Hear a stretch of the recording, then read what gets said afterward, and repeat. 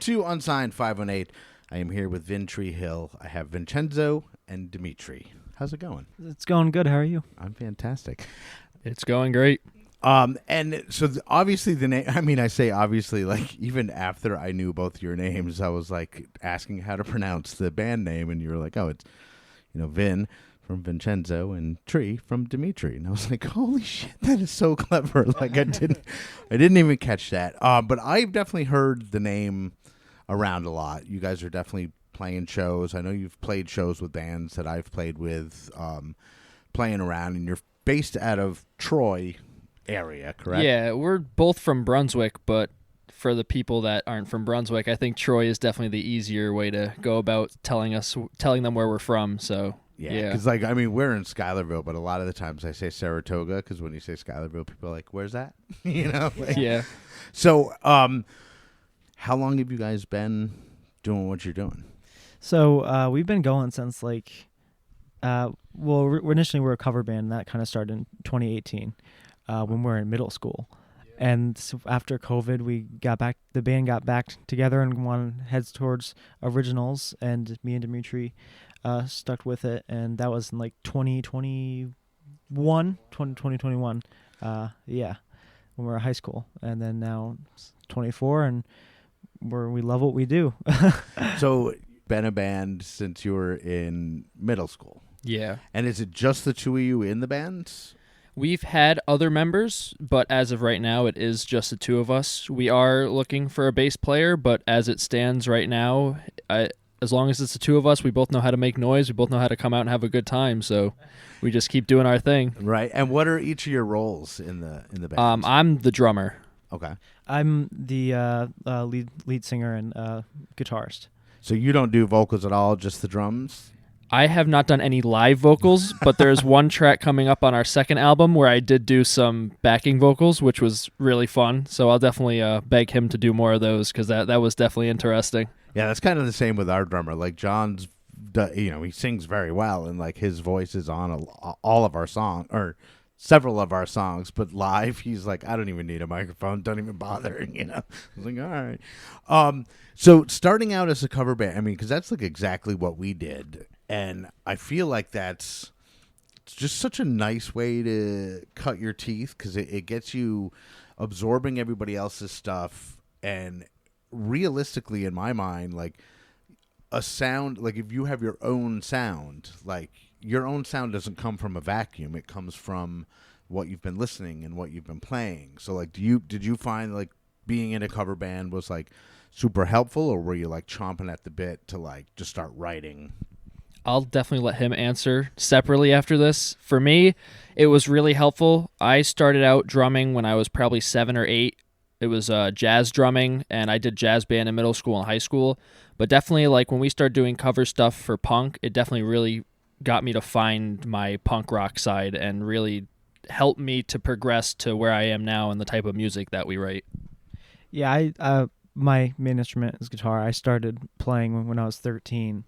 And I immediately started I fell into the Nirvana and the Green Day learn of things. So when did you recording song? Obviously recording is different than just playing gigs. You were playing gigs since you were in middle school, which is crazy to me. But it's such a, I don't know. I want to say it's such a leg up on a lot of bands because a lot of the times you'll find bands really get rolling after college, they don't put their focus into music. So do you think that once you started recording songs and writing songs, did you find that because you had that bass and you had that bass so young that just you hit the ground running, I guess, so to speak? Well, I think over the period of time and the shutdown, I obviously, that music was my life, became everything I did. And I was like, I love this. I'm glad this is everything I do. So then I started writing, and I brought stuff to Dimitri when we got back together after everyone could see each other again, and he liked what I brought forth. He still does. And yeah, we kind of just take what we get and keep going with it. Yeah, I think what he was saying about the COVID thing, I was writing my own stuff, and he was you were doing lives and stuff on Facebook that were really he was on the news for it too, which was awesome. Wow. Nice. So really just exploring that musical side. And when we came together, I think the first song you showed me was Cork, and it just kind of happened where he was playing something and I just sat down and started playing, and that's just kind of how we wrote the whole first album. Was just he would show me something, I would start playing, and we'd probably have some type of rough draft for the song just by sitting down, and we just have such good chemistry that it just everything worked really nicely. And when you write songs, like, do you find that it's are you like an acoustic guitar, write it on acoustic and then translate it to electric, or do you go full electric right out of the gate?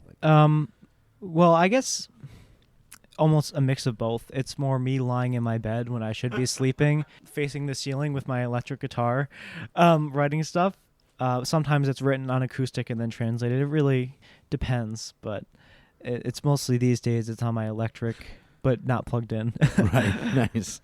I'm laughing. Calvin obviously is up on the couch with you guys. He's getting restless.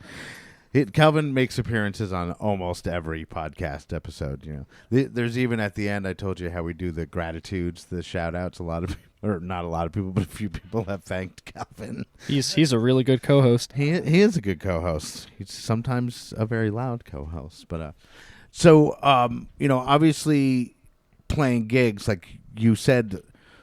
Like, you know, you've been doing it since middle school. Then you mentioned kind of like the shutdown was like the turning point when like you really started writing. And were you playing a lot of gigs before then, or were you like a true garage band where like your output was wherever you happen to be practicing? Definitely in middle school, I would say it was more garage bandy. I mean, we started as like talent show kind of deal. So, and we had members coming in and out.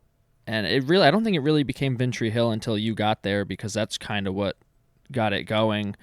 But big shout out to the Refrigerators, because they definitely got us going, gave us a lot of openings for them just when we were middle schoolers and going into high school. So that was cool to have that. But yeah, I definitely think that was a good leg up for us to start getting shows. But yeah, I'd say we started more as like kind of just practicing, just having fun, and it turned into something more serious as high school kind of progressed. Pretty much once we started knowing that we want to make this an original project here, and like let people hear our thoughts and our voices, how we feel, get people to relate on something that we can put out there and bring everyone together, have a fun night when we perform. That's when we're like, okay, this is more than we expected, I guess. And did you find, like, because I always say, you know, again, when we started out as a straight cover band, we were doing 3-hour gigs of nothing but covers, and then we slowly started writing our own songs. And I found it to be kind of scary to, like, you know, like playing cover songs was easy to let you know, because you're like not hiding behind, but like you have like this separation from the music where you're just playing what somebody else wrote. And you know, people will usually connect with it, like especially if you're picking the right songs to play, like your crowd is going to like connect with it. And then when you start doing your own songs, and like you said, you know, your own thoughts and your own, like, did you find that was like super scary? Me personally, I didn't find it that scary, because I don't know, it's like whatever I had to say, I knew that at least someone out there could be able to hear it and be able to meld with it. But at the end of the day, I wasn't really that nervous or scared about it. I would just want to give everyone a good show. I think more people would make music nowadays. I think the problem is people don't realize how subjective music is. I mean, it's like tasting. It's your senses. Everyone has different opinions on things.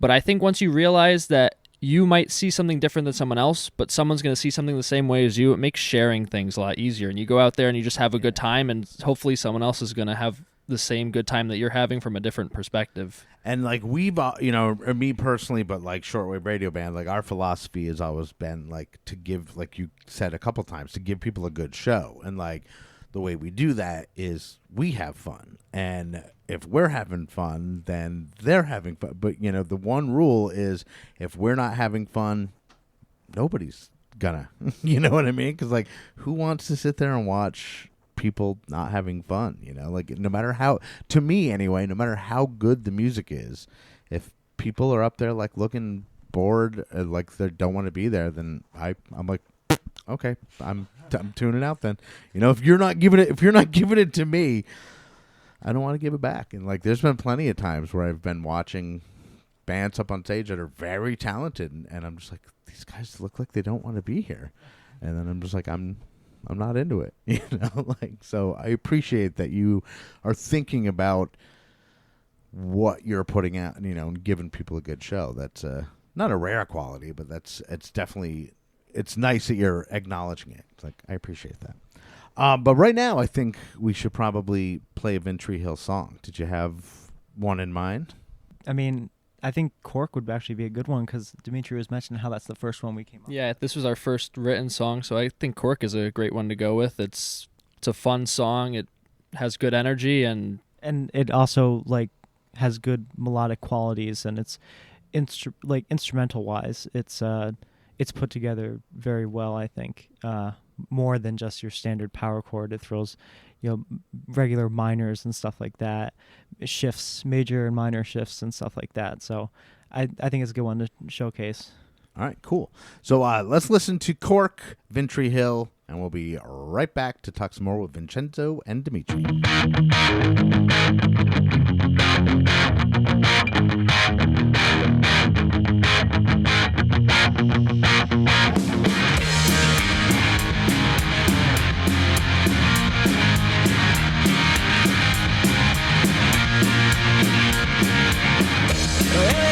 I can chase giving me pain. I'll keep it when she's in my brain. She's gone forth and back all throughout here. With or without them I can't care. Oh, what a time. Staying in my mind. It's better over time. Which is like a fun word.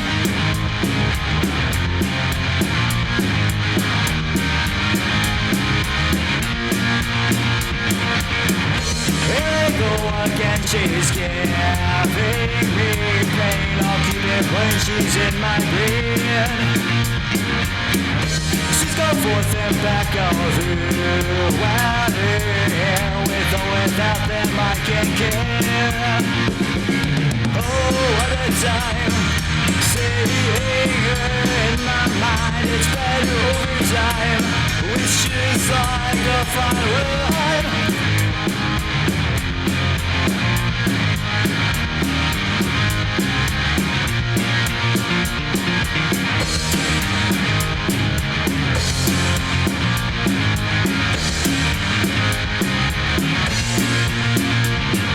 Oh, what a time.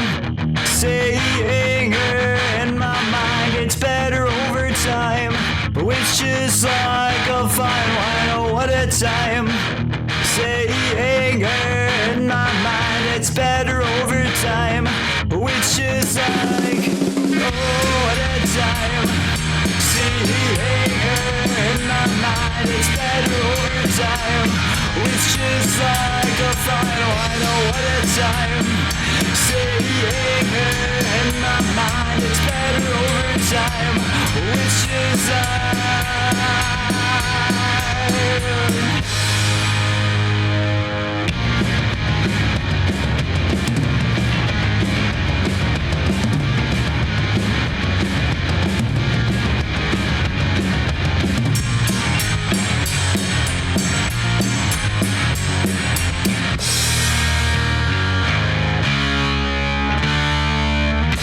So that was Cork, VinTri Hill, and that was off your first album, and that's the only one that you have at the moment, correct? Yes, our first album titled "Okay, I Will," which was released in 2022. But yeah, only one out right now. Nice, but you maybe working on something for the future here? yeah, we're working on a second album right now, and it is amazing. If you think the first album is amazing, you have not seen anything yet. We have really progressed a lot, and it is a really fun piece of work. Not only just good, but it is a blast to play. Yeah, Dimitri, Dimitri's right here with this one. It's definitely involved with the songwriting, the intricacy of the work. And also the overall mix of everything, kind of giving everything more of a fatter, nice, more swelling tone with the low mid ranges and stuff like that in the guitar. But overall, it's gonna be fun. We can't wait to release it. There's great album artwork as well, promotional type stickers and stuff we have up in line for it too. So it's gonna be a great era. And when you record, like, do you do it yourself? Do you go into a studio? Like, what's the recording process like? So we went to Kevin Brandau's studio to do the drums, and he's had tons of different musicians and artists who are extremely talented there. So it was an honor to be there, and it was a really cool experience.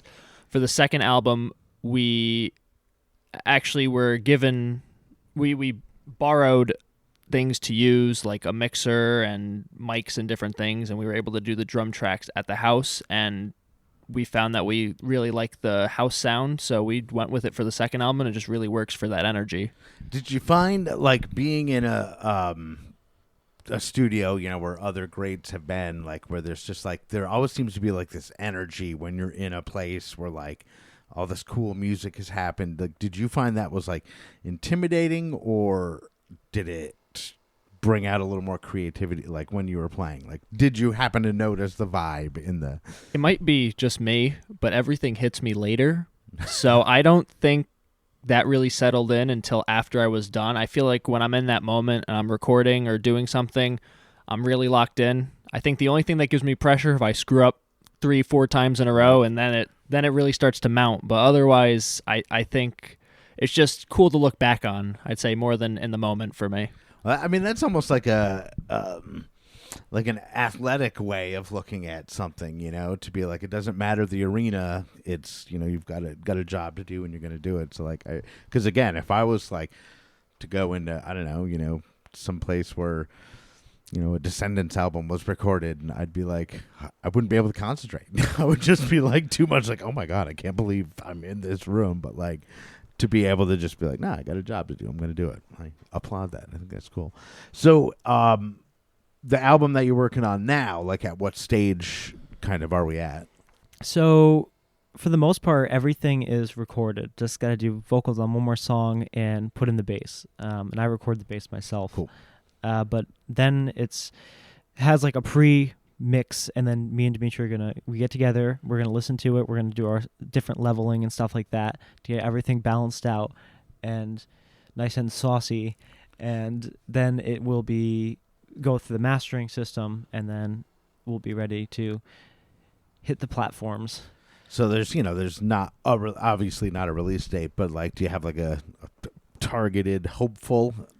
Our target is, I think it's realistic to think that maybe the summer. It'd be nice to have it for the summer.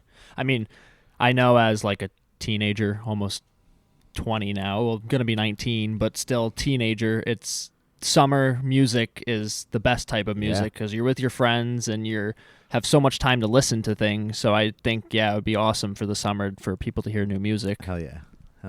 So do we want to hear another VinTri Hill song before we take off?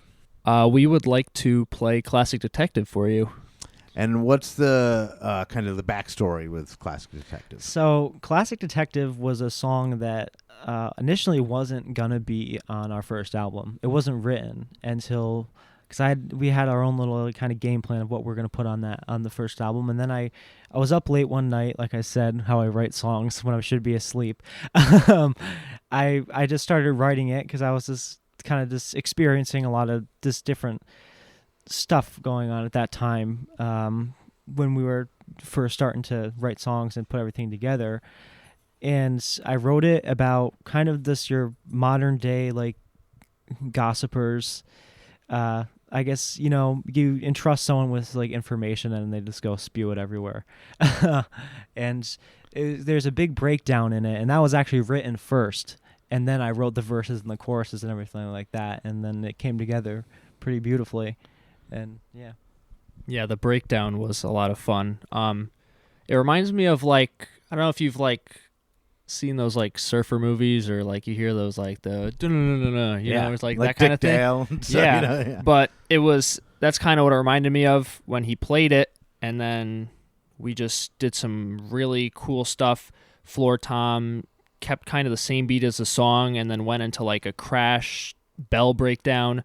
And he had a guitar solo before the breakdown, and I remember working on that, and just hearing him work on it was such a cool experience. But it's definitely a really cool song and a fan favorite for sure. All right, so let's listen to classic detective VinTri Hill, and then we'll be right back to wrap it up.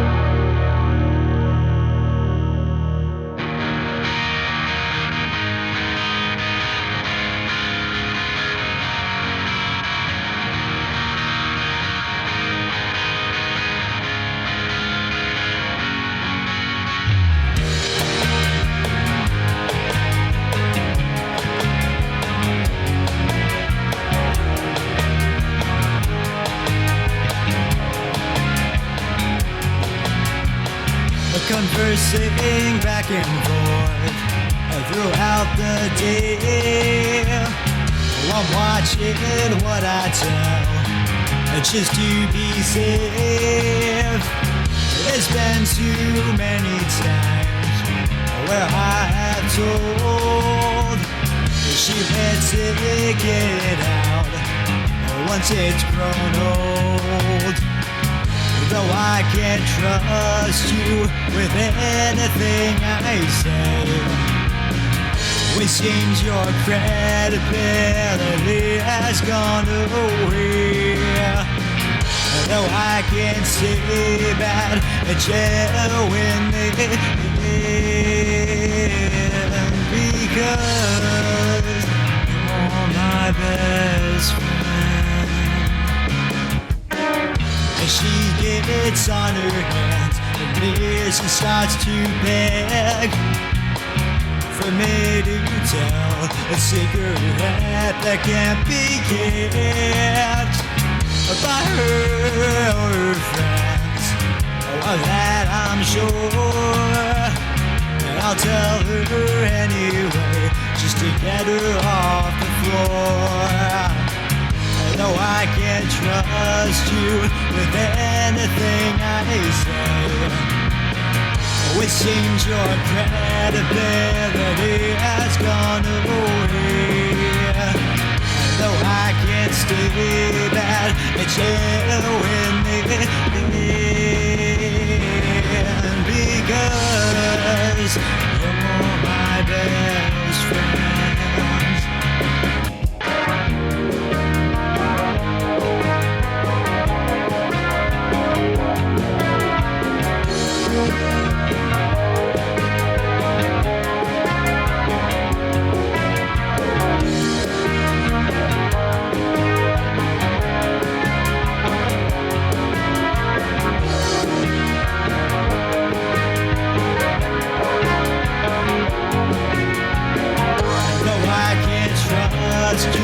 With anything I say, it seems your credibility has gone away. Though I can't say that genuinely, because you're my best friend. Though I can't trust you with anything I say, it seems your credibility has gone away. Though I can't say that genuinely, because you're my best friend.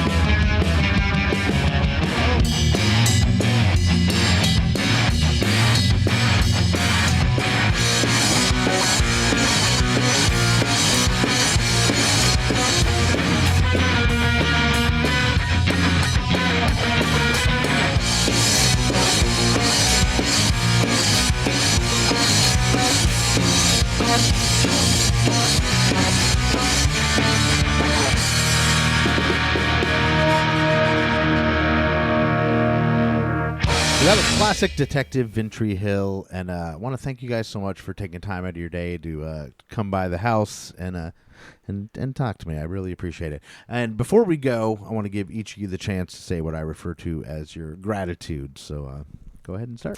I'd like to first and foremost thank support from management and family and band member, of course. I'd like to give gratitude towards this is support from music teachers. For instance, my band teacher, Mr. Clistry, lets us borrow a lot of equipment, gives us a lot of supportive feedback, and my old chorus teacher, Mr. Price, was very supportive of just this dream that we have, and it means a lot coming from those accomplished people who are pretty much professionals, just telling you that you're going to make it someday. So it means a lot. And just a quick shout out to Mike Valeni and the folks at Albany Empire for giving an amazing music scene and the opportunity to play what we want to play, and give us the ability to put on great shows and perform for people, which is really the love of it. I'd like to shout out my parents and your parents, both for the support that they have for us. I'd like to shout out both my drum teachers that I've had, Ted McKenzie and Mark Foster. Both have really helped me grow a lot. My jazz band teacher, Kyle Chamberlain, really helped me grow. My dad and his band, The Refrigerators, have also really helped us get a foot up, and I really appreciate everything they've done for us. And from supports from friends and family at shows and different things, you guys really mean the world, because there's not a band without a crowd. So I appreciate them, and thank you for having us. All right. So Vincenzo, Dimitri, otherwise known as VinTri Hill. I'm Andy Scullin. This is Unsigned518, and I'll see you on the road. Unsigned518 is produced and hosted by me, Andy Scullin. New episodes are available every week wherever you stream podcasts. If you would like to help support the show, please like and subscribe wherever you are listening, or you could buy me a coffee at buymeacoffee.com/unsigned518. If you would like to advertise on the show, send me an email at unsigned518@gmail.com. And to be a guest on the show, reach out to me through Instagram at unsigned518. Take care of one another, and I'll see you next week.